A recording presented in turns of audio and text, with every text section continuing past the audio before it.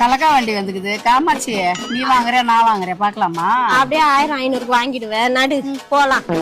காமாட்சி, நீ கரெக்ட் பண்றியா நான் கரெக்ட் பண்றேனா பாக்கலாம். வாடி வா பாக்கலாம். அங்கிள், எவ்வளவு இது? எவ்வளவு எடுத்துக்காமா? எனக்கு 10 ரூபாய்க்கு கொடு. 10க்கே எடுத்துக்க. சரிங்க அங்கிள். யோ இதெல்லாம் எவ்வளோ? 100 ரூபாய்மா. இது அது 200 ரூபாய்.